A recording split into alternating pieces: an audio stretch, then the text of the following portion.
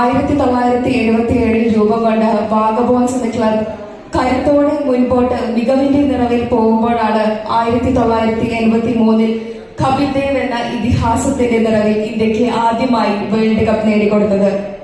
അതുപോലെ തന്നെ ഒരുപാട് ഇതിഹാസ നായകന്മാർ പരിമിതമായ സാഹചര്യങ്ങളിൽ കളിച്ച് നിരവധി ട്രോഫികൾ വാരിക്കൂട്ടിയിട്ടുണ്ട്.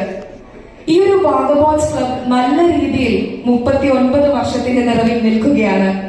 ചരിത്രത്തിൽ എഴുതപ്പെട്ടില്ലെങ്കിലും ഗ്രാമീണതയുടെ നിഷ്കളങ്കതയിൽ കായികമായും കലാപരമായും വളരാനുള്ള പ്രതികൂല സാഹചര്യങ്ങളെ അതിജീവിച്ച് മുന്നേറിയ വോളിബോൾ ഫുട്ബോൾ ടീമിനേക്കാളൊക്കെ ഒരു പടി മുന്നിലാണ് വാഗബോൺസ് ക്രിക്കറ്റ് ടീം എന്ന് വേണമെങ്കിൽ നമുക്ക് പറയാം.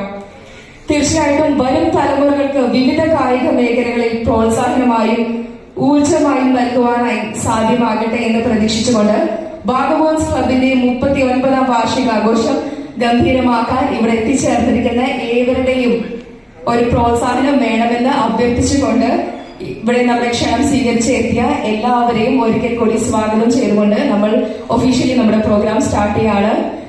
തീർച്ചയായിട്ടും ഏതൊരു പരിപാടിയിലും ദൈവത്തിന്റെ ആ ഒരു സാന്നിധ്യം വളരെ മുഖ്യമാണ്. പ്രാർത്ഥനയിലാണ് നമ്മൾ തുടങ്ങുന്നത്. അതിനായി ഗായത്രിയെ ക്ഷണിക്കുന്നു.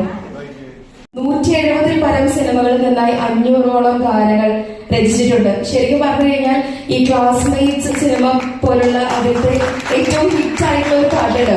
ഇന്നത്തെ ഈ ഒരു കാലഘട്ടത്തിൽ പോലും നമ്മുടെ ക്യാമ്പസിനെ കുറിച്ചൊക്കെ ആലോചിക്കുമ്പോൾ ആ ഒരു പാട്ടൊന്നും നമുക്ക് ഒഴിച്ചുകൂടാൻ പറ്റാത്തത് തന്നെയാണ്. തീർച്ചയായിട്ടും ഒരുപാട് സംഭാവനകൾ നൽകിക്കൊണ്ടിരിക്കുന്ന അദ്ദേഹം സോളമന്റെ തേനീച്ചകൾ എന്ന സിനിമയിലെ പഞ്ചാരയ്ക്കോ പാൽക്കടം എന്ന് പറഞ്ഞ ഹിറ്റ് ഗാനം 4 മാസം കൊണ്ട് തന്നെ സോഷ്യൽ മീഡിയയിലൊക്കെ 20 ലക്ഷത്തിൽ പരം വ്യൂസായി ട്രെൻഡിങ് ആയി തന്നെയാണ് ആ ഒരു ഗാനം മുന്നോട്ട് പോകുന്നത്. തീർച്ചയായിട്ടും ഏറെ സ്നേഹപൂർവ്വം സ്നേഹാദരങ്ങളോട് നിറഞ്ഞ കൈകളോട് കൂടെ 2 വാക്ക് സംസാരിക്കാൻ ആഗ്രഹിക്കുന്നു.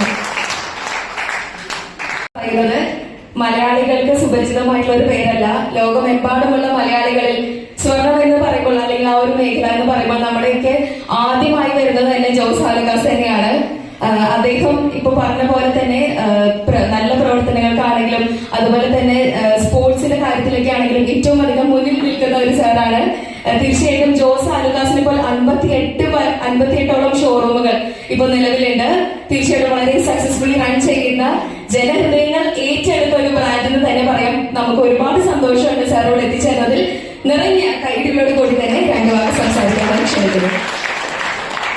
കൊടുക്കാം. അടുത്തതായി ഇവിടെ എത്തിച്ചേർന്ന നമ്മുടെ മുഖ്യ അതിഥി ശ്രീ വയലാർ ശരത്ചന്ദ്രവർമ്മ സാറിന് 2 വാക്ക് സംസാരിക്കാനായി ക്ഷണിക്കുന്നു. നിറഞ്ഞ കൈകളോട് കൂടി തന്നെ ക്ഷണിക്കുന്നു.